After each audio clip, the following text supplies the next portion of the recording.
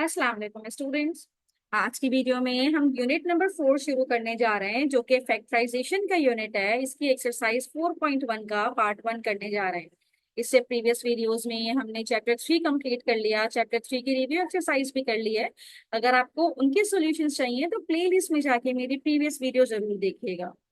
आज की वीडियो में हम एक्सरसाइज 4.1, जिसमें हम डिफरेंट एक्सप्रेशन की फैक्टराइजेशन करने जा रहे हैं, उस पर बात करेंगे और 4.1 के शुरू के क्वेश्चन सॉल्व करेंगे। तो स्टूडेंट, यहाँ पे काम शुरू करने से पहले आपको पता होना चाहिए कि फैक्टराइजेशन होता क्या है। तो स्टूडेंट, आपके पास लेट सपोज हमारे पास पॉलिनोमियल है। एक है पी ऑफ एक्स और दूसरा है क्यू ऑफ एक्स। और ये दोनों पॉलिनोमियल आपस में मल्टीप्लाई हो रहे हैं। मल्टीप्लाई होने के बाद आपके पास एक तीसरा पॉलिनोमियल आ रहा है, जिसको हम कह दें suppose r of x. Right.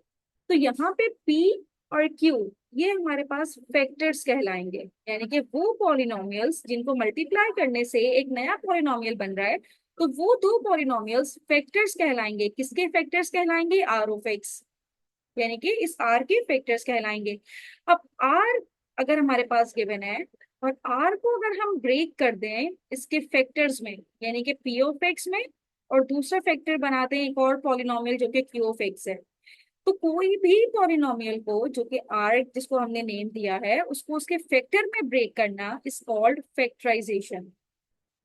और हम यही करने जा रहे हैं इस चैप्टर में कि हम एक हमारे पास कोई भी एक्सप्रेशन होगी और इसको हम ब्रेक करेंगे डिफरेंट फैक्टर्स में। राइट। तो इस तरह की एक्सप्रेशन हमारे पास डिफरेंट तरह की हो सकती हैं। सपोज कि मैं अगर पहली एक्सप्रेशन की बात करूं, मेरे पास है के ऑफ ए प्लस के ऑफ बी प्लस के ऑफ सी। यानी कि ये किस तरह की एक्सप्रेशन है कि इसमें हमारे पास कॉमन फैक्टर्स आ रहे हैं सारी टर्म्स में। और कॉमन फैक्टर क्या आ रहा है? के आ रहा है। यानी कि ए प्लस बी प्लस सी। यानी कि ये वाली जो एक्सप्रेशन थी इसको हमने ब्रेक कर दिया। एक है के और दूसरा है ए प्लस बी प्लस सी। तो एक तो ये तरह की एक्सप्रेशन होती है जिसमें सारी ही टर्म्स में कुछ ना कुछ कॉमन आ रहा होता है। फिर दूसरी हमारे पास जो टाइप होती है, इसमें हमारे पास पेयर्स में कॉमन आते हैं। Suppose a c plus a d, और यहाँ पे हम लिखें b c plus b d. अब यहाँ पे पेयर्स में क्या कॉमन आ रहा है? इन दो पेयर में ए कॉमन आ रहा है और ब्रैकेट में रह जाएगा सी प्लस डी। और इन दो पेयर में हमारे पास बी कॉमन आ रहा है और ब्रैकेट में रह जाएगा सी प्लस डी। अब इन दोनों टर्म्स में सी प्लस डी कॉमन आ रहा है और इस टर्म में बचेगा ए और इस टर्म में बचेगा बी।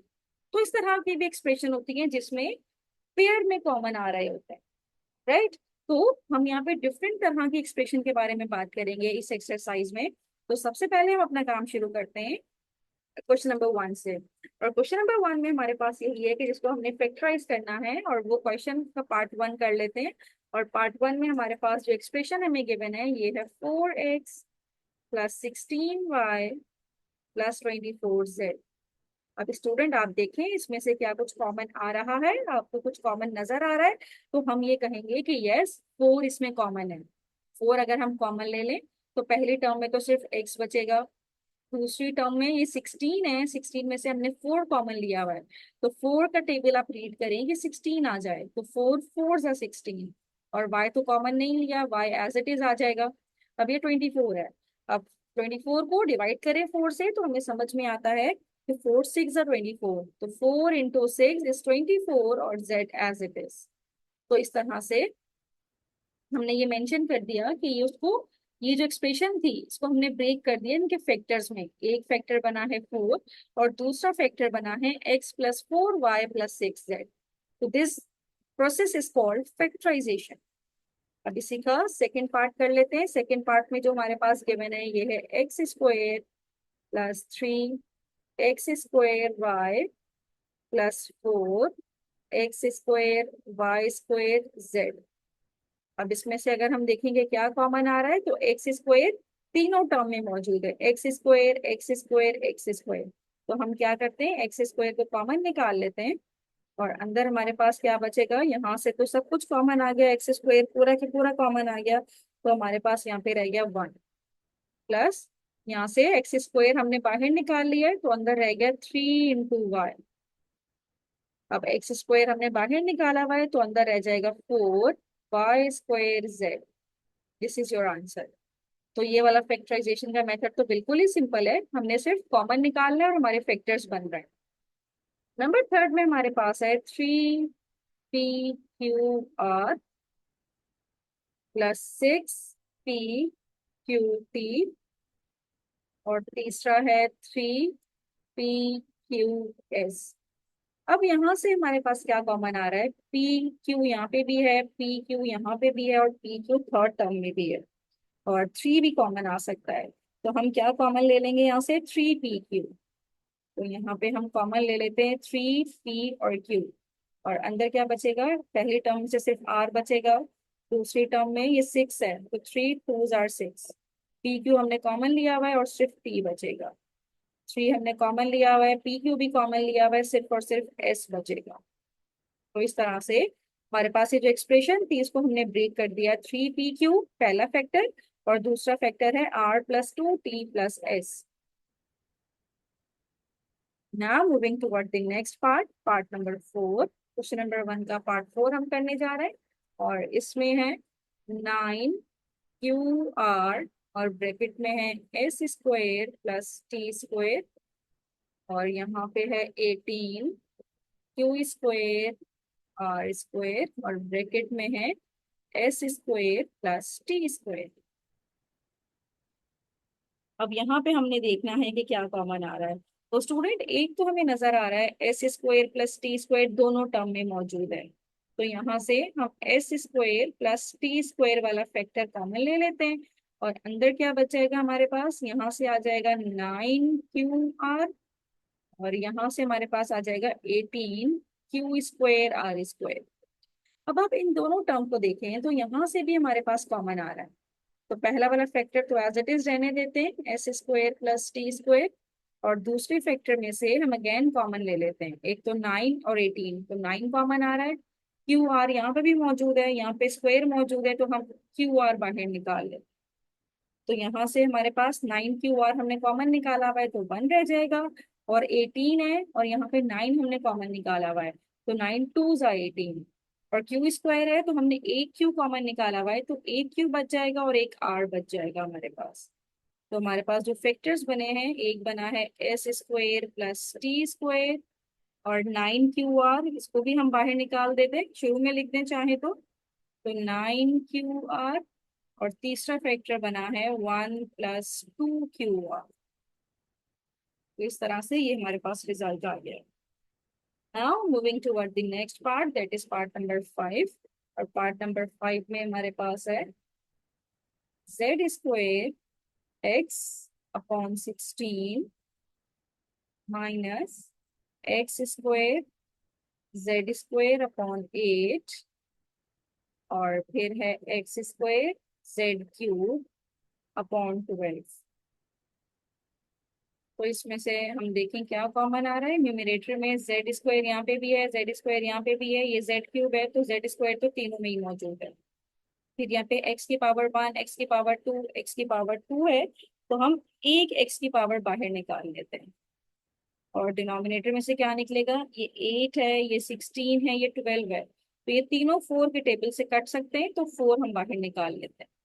अंदर क्या रह जाएगा, z² x तो हमने कॉमन लिया हुआ है तो ऊपर तो 1 रह गया और डिनोमिनेटर में 16 है, 4 हमने कॉमन लिया हुआ है तो 4 4 16। अब यहाँ पे z² हमने कॉमन लिया हुआ है और x⁻1 कॉमन ली हुई है तो अंदर सिर्फ x की 1 पावर बचेगी और ये डिवाइड में 2 है, 4 हमने कॉमन लिया हुआ है तो 4 2 8 माइनस, अब x² हमने x कॉमन लिया हुआ है तो एक x बच जाएगा और z³ है, हमने z² कॉमन लिया हुआ है तो एक z बच जाएगा और डिनोमिनेटर में ये 12 है, 4 हमने कॉमन लिया हुआ है तो 4 3 12। तो यही हमारे पास इसका आंसर है कि बाहर है एक फैक्टर बना है x(z²/4) और दूसरा फैक्टर बना है 1/4 minus x/2 minus xz/3। Right. अब इसी का हम नेक्स्ट पार्ट कर लेते हैं जो कि इसका लास्ट पार्ट है, पार्ट नंबर 6।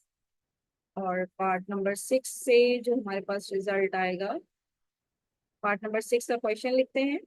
ये है a(x - y) minus a²b x - y plus a² b² और x - y।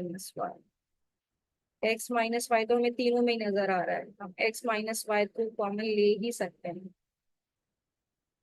और साथ में ये ए है, यहाँ पे ए स्क्वायर बी है, यहाँ पे भी ए स्क्वायर बी स्क्वायर है, तो ए तीनों में कॉमन नजर आ रहा है, तो हम एक ए कॉमन ले लेते हैं। अंदर क्या रह जाएगा, इस पहले टर्म में से तो वन रह जाएगा क्योंकि सब कुछ ही कॉमन लिया हुआ है।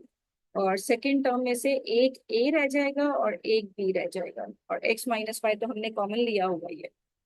प्लस ए स्क्वायर है, एक ए कॉमन निकला हुआ है, तो एक ए रह जाएगा और बी स्क्वायर बचेगा, और एक्स माइनस वाई हमने कॉमन लिया हुआ है। तो यही हमारे पास रिजल्ट है। एक फैक्टर है इसका ए, दूसरा फैक्टर है एक्स माइनस वाई, और तीसरा फैक्टर है one minus a b plus a b का स्क्वायर। राइट। तो इस तरह से हमने क्वेश्चन नंबर 1 के सारे पार्ट सॉल्व कर लिए। Now moving toward the next question.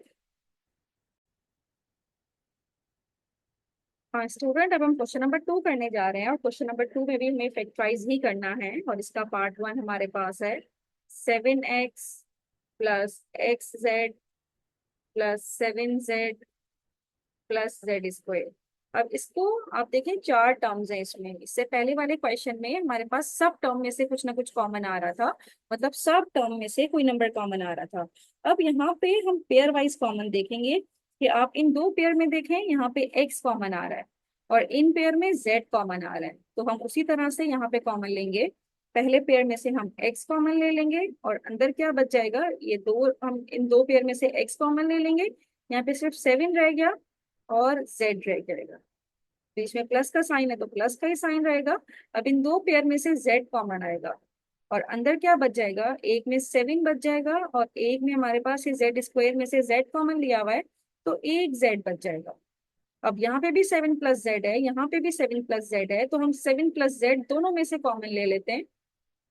और अंदर क्या बचेगा, यहाँ से एक्स बच जाएगा, और दूसरी टर्म में से हमारे पास जेड बच जाएगा। तो यही हमारे पास फाइनल रिजल्ट है इसका। हमने पेयर वाइज कॉमन लिया है, यानी कि दो पेयर में से हमने कॉमन लिया है। नाउ सेकेंड पार्ट, ये है 9a² b plus 18ab² minus 6ac minus 12bc। अब इसमें से भी हम पेयर वाइज कॉमन लेंगे, और पहले पेयर में देखें, यहाँ पे 9 और 18, तो ये भी आपस में डिवाइड हो सकते हैं, तो 9 कॉमन आ रहा है। 9 के साथ आप देखें, यहाँ पे ए स्क्वायर है, यहाँ पे सिर्फ ए है, तो एक ए कॉमन आ सकता है और एक बी भी कॉमन आ सकता है, क्योंकि दोनों में बी मौजूद है। अब यहाँ से सिर्फ मेरे पास ए बचेगा, क्योंकि हमने ए स्क्वायर में से ए कॉमन लिया हुआ है।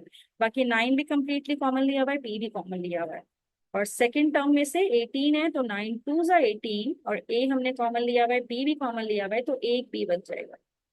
और यहाँ से दोनों में माइनस माइनस है, तो हमने माइनस भी कॉमन ले लिया, और 6 कॉमन ले सकते हैं। और यहाँ से मेरे पास ये ए सी है, और यहाँ पे बी सी है, तो यहाँ पे सी दोनों में कॉमन आ रहा है। तो अगर हम सी कॉमन ले लें यहाँ से, तो ये मेरे पास बच जाएगा यहाँ से ए,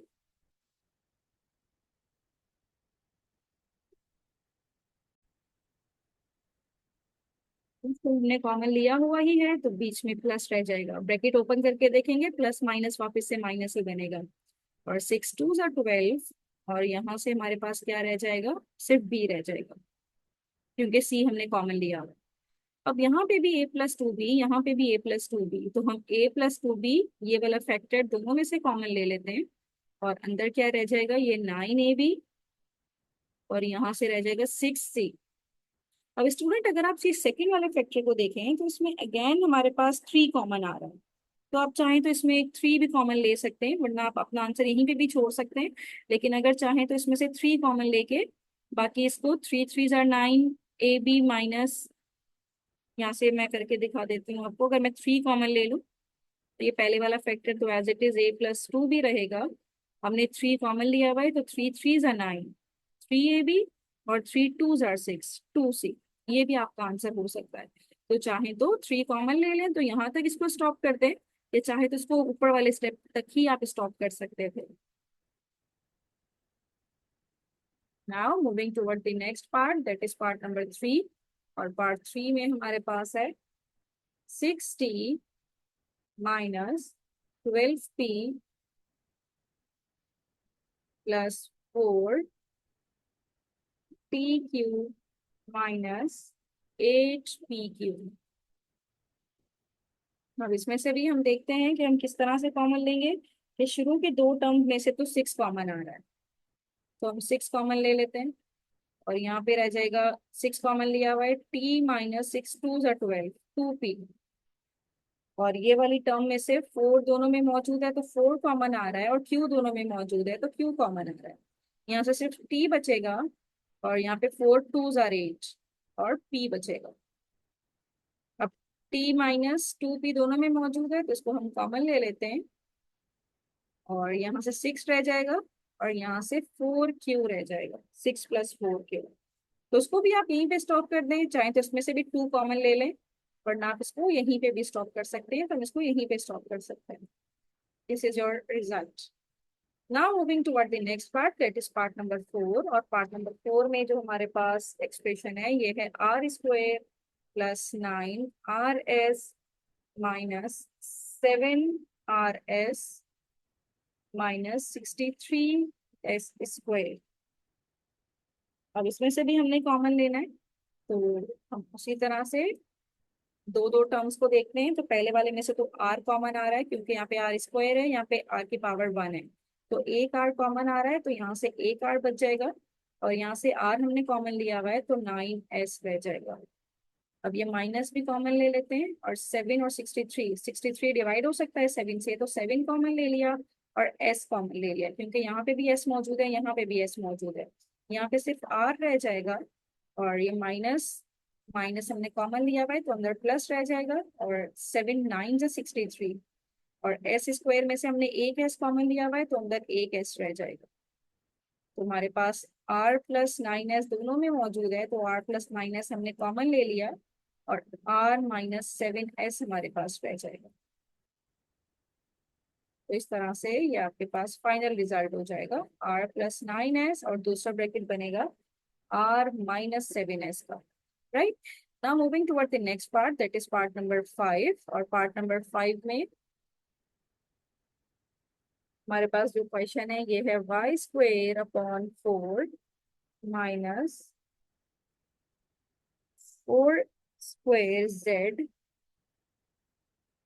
z/4 minus z²t/9 plus z²tz/9। अब इसमें से हमारे पास पहले टर्म में से क्या कॉमन आ रहा है? ऊपर से तो कुछ भी कॉमन नहीं आ रहा, ऊपर तो 1 रहेगा, डिनोमिनेटर में से 4 कॉमन आ रहा है, तो अंदर रह जाएगा y² माइनस 4² z। यहाँ पे न्यूमिनेटर में से z² भी कॉमन आ रहा है, दोनों टर्म में मौजूद है, और t भी कॉमन आ रहा है, दोनों टर्म में मौजूद है, डिनोमिनेटर में 9। तो यहाँ पे क्या बच जाएगा? कुछ भी नहीं, 1 बचेगा। और यहाँ पे हमारे पास z²t z है ये, तो z²t हमने कॉमन लिया हुआ है, तो यहाँ पे एक z रह जाएगा, और अपॉन 9 भी हमने कॉमन लिया हुआ है। तो बस फर्दर इस पे सिंप्लीफिकेशन पॉसिबल नहीं है, तो यही हमारा रिजल्ट है। Now number 6। और पार्ट नंबर 6 हमारे पास है 10xy/11 plus 5xz/11 minus 14yz/11 minus 7xy/11। अब इसमें से सारी टर्म्स में डिनोमिनेटर में तो 11 कॉमन आ रहा है, वो तो हमें नजर आ रहा है, और न्यूमरेटर में से हमारे पास क्या कॉमन आ रहा है? ये 10 है। मतलब अगर हम दो दो टर्म्स को देखें तो पहले इन दो टर्म में से 5 कॉमन आ रहा है, और दोनों टर्म में x भी मौजूद है, 5x/11 कॉमन आ रहा है। तो यहाँ से 5 2 = 10, x कॉमन लिया हुआ है, सिर्फ y बचेगा। यहाँ से 5x कॉमन लिया हुआ है, सिर्फ z बचेगा। माइनस कॉमन ले लेते हैं, और 7, और दोनों टर्म में y मौजूद है, और डिनोमिनेटर में 11। तो ये हो जाएगा 7 2 = 14, y मौजूद है, सिर्फ z रह जाएगा। और इस टर्म में माइनस भी हमने कॉमन लिया हुआ है, तो अंदर प्लस रह जाएगा। और 7 1 = 7, 7 बी कॉमन लिया हुआ है, सिर्फ एक्स रह जाएगा। तो ये हमारे पास इसका फाइनल रिजल्ट है। तो इस तरह से हमने देखा कि अगर पेयर वाइज कॉमन लेना है तो किस तरह से हम पेयर वाइज कॉमन ले सकते हैं। Now moving toward the next question, that is question number 3। Question number 3 में भी हमने फैक्टर्स ही फाइंड आउट करने हैं और इसका पार्ट 1 हमारे पास है 4a² plus 12ab plus 9b²। अब स्टूडेंट अगर आप इन को गौर से देखें, इन एक्सप्रेशन को जिसके हमने फैक्टर्स फाइंड आउट करने हैं, तो ये फॉर्मूले में बंद हो रहे हैं। फॉर्मूला क्या हो सकता है कि सपोज ये 4a² है, तो ये 4a² को हम अगर इस तरह से लिखें कि 2a और बाहर स्क्वायर लगा दें, इस तरह भी लिख सकते हैं क्योंकि 2 का स्क्वायर 4 होता है और a का स्क्वायर a² है, प्लस 2a और ये b प्लस b²। और b की जगह पे यहाँ पे हम लिख दें 9 को 3 लिख दें और b और बाहर स्क्वायर लगा दें, तो 3 का स्क्वायर 9 ही होगा और b का स्क्वायर b²। अब ये इसको अगर हम a कंसिडर करें तो यहाँ पे ये 2a आना चाहिए और इसको अगर हम b कंसिडर करें तो यहाँ पे 3b आना चाहिए। तो इसका मतलब ये है कि एक फॉर्मूला हमने पढ़ा था कि a² plus 2ab plus b² अगर आपके पास मौजूद है तो वो इक्वल होगा a प्लस b का होल स्क्वायर। तो यहाँ पे हम ये कर रहे हैं, इस 2a को हमने a कंसिडर किया हुआ है और इस 3b को हमने b कंसिडर किया हुआ है। और मिडिल टर्म को हमने जब a b की वैल्यूज पुट की तो 2 2 4 4 3 12 ab, तो मिडिल टर्म भी कंप्लीटली यहाँ पे बन रही है। तो इसका मतलब ये है कि ये परफेक्ट स्क्वायर में कन्वर्ट हो सकता है और ये किसके इक्वल है, a प्लस बी। यहाँ पे हमारे पास a क्या है 2a और b क्या है 3b, तो हमारे पास इसका स्क्वायर आ जाएगा और यही हमारे पास इसका फाइनल रिजल्ट है। ये क्वेश्चन नंबर 3 में जितने भी क्वेश्चन हैं उसको हमने फॉर्मूले में बंद करना है, यानी कि इसके फैक्टर्स हमारे पास अब क्या हो जाएगा, दोनों फैक्टर्स इसके हैं 2a plus 3b। 2a plus 3b 2a plus 3b को मल्टीप्लाई करेंगे तो हमारे पास ये एक्सप्रेशन आ जाएगी। तो अब हमने ये देखना है कि कौन से फॉर्मूले में ये क्लोज हो रहे हैं। तो इसी का पार्ट 2 हमारे पास है जिसमें है 36x⁴ प्लस 12x² प्लस 1। अब इसको जरा गौर से देखिए ये किस फॉर्मूले में क्लोज हो रहे हैं। सबसे पहले ये 36 है तो इसको हम लिख सकते हैं 6, और ये x4 है, इसको अगर हम ब्रेक करें x² और बाहर लगा दें स्क्वायर, तो 6 का स्क्वायर 36, x² का square is x4 plus 2ab plus b² और b में क्या है 1, तो 1 का स्क्वायर, तो 1 का स्क्वायर तो 1 ही होगा, तो b की वैल्यू तो 1 ही है और a की वैल्यू है 6x²। तो ये भी फॉर्मूला वही है, यानी कि a² plus 2ab plus b² और ये किसके इक्वल होता है, a प्लस b का होल स्क्वायर। तो a की वैल्यू यहाँ पे क्या है 6x², 6x², b की वैल्यू है 1 और इसका होल स्क्वायर, तो 6x² प्लस 1 का होल x। तो ये हमारे पास इसका फाइनल रिजल्ट है। तो इस तरह से हमने इसको फॉर्मूले में क्लोज करना सीखा कि किस तरह से फॉर्मूले में क्लोज करना है। नेक्स्ट इसका थर्ड पार्ट हम करने जा रहे हैं। थर्ड पार्ट में मेरे पास है x² plus 1 plus 1/4 x², right. अब इसको भी हम उसी तरह से ब्रैकेट में लिखते हैं। पहली टर्म है x² यानी कि a² प्लस 2ab और b² को कैसे लिखेंगे 1/2x, और इसका स्क्वायर 1 का स्क्वायर 1 रहेगा, 2 का स्क्वायर 4 हो जाएगा, x का स्क्वायर x² हो जाएगा। तो x², अब यहाँ पे a की वैल्यू क्या है x है और b की वैल्यू क्या है 1/2x है। अब इसको सिंप्लीफाई करें, x से x कैंसिल, 2 से 2 कैंसिल, तो 1 ही बचेगा, तो इट्स मीन मिडिल टर्म भी बन रही है हमारे पास। तो ये किसके इक्वल हो जाएगा, फॉर्मूला यही यूज करेंगे तो ये इक्वल हो जाएगा।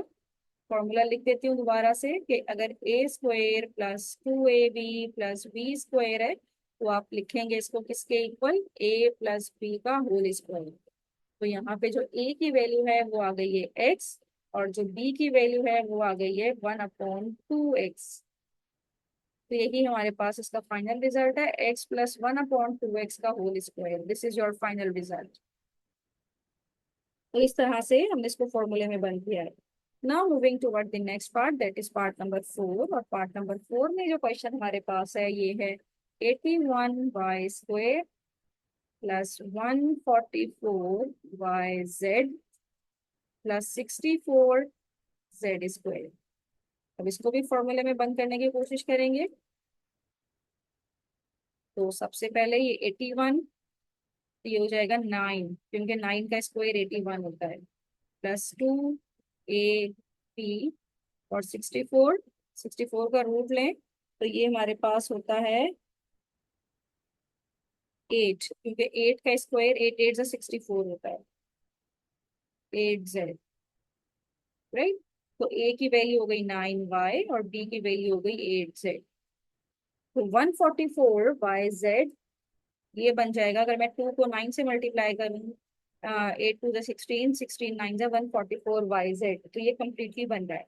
तो ये भी उसी फॉर्मूले में क्लोज होगा, यानी कि a प्लस बी का whole square 9y plus 8z का whole square.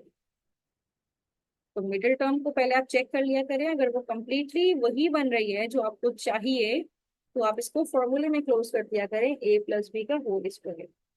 Now moving toward the next part, that is part number 5। और part number 5 में हमारे पास है 625 plus 50a² b plus a4b²। अब इसको अगर हम स्क्वायर में ब्रेक करें तो 625 का रूट होता है 25, 25 का square is 625 plus 2ab plus b²। b² की जगह पे a4 है तो ये a² आ जाएगा, b² है तो b आ जाएगा और बाहर स्क्वायर लगा देंगे। तो यहाँ से a की जगह पे हम लेंगे 25 और b की जगह पे लेंगे a²b। और जरा मिडिल टर्म देखें, 25 2 50 a²b, तो मिडिल टर्म तो बन रही है। तो अगेन ये भी हमने फॉर्मूले में क्लोज किया, कौन से फॉर्मूले में, we know that a² plus 2ab plus b² is equals to a plus b का होल स्क्वायर। तो यहाँ पे a क्या है हमारे पास 25 है और b क्या है हमारे पास a²b है, तो इसका होल स्क्वायर यानी कि a प्लस b का होल स्क्वायर ये इक्वल हो गया a² plus 2ab plus b² को। तो this is your final result, यानी कि हमारे पास जो एक्सप्रेशन गिवन थी हमने इसको फैक्टर में क्लोज कर दिया और दोनों फैक्टर्स के सेम ही है। Now moving toward next part, that is question number 6। और इसका जो है ये है a² प्लस 0.4a प्लस 0.04। अब स्टूडेंट अगेन इसको हम उसी तरह फॉर्मूले में क्लोज करेंगे, a बाहर square plus 2ab plus b²। अब 0.05 का रूट लेंगे तो हमें पता है 0.2 बनेगा, यानी कि 0.2 multiply by 0.2, 0.2 multiply 0.2 is equals to 0.04। तो यहाँ पे a की जगह पे a है और b की जगह पे 0.2 है। अब 0.2 को 2 से मल्टीप्लाई करें 0.4 और a की जगह पे a बन रहा है, यानी कि अगेन ये इस फॉर्मूले में हम क्लोज कर सकते हैं कि a² plus 2ab plus b² is equals to a plus b का होल स्क्वायर। तो यहाँ पे a की वैल्यू है तो a ही और b की वैल्यू है 0.2 का स्क्वायर। तो हमारे पास जो फाइनल रिजल्ट आएगा ये आ गया a प्लस 0.2 का whole square. This is your final result. तो स्टूडेंट इस तरह से हमने क्वेश्चन नंबर 3 भी कंप्लीट कर लिया। अब क्वेश्चन नंबर 4 देखने के लिए मेरी नेक्स्ट वीडियो जरूर देखिएगा। यहाँ तक हम क्वेश्चन नंबर 3 के सारे पार्ट्स हमने सॉल्व कर लिए। किसी भी पार्ट में कोई प्रॉब्लम हो तो मुझे कमेंट बॉक्स में जरूर बताइए। थैंक यू सो मच कि आपने एंड तक मेरी वीडियो देखी।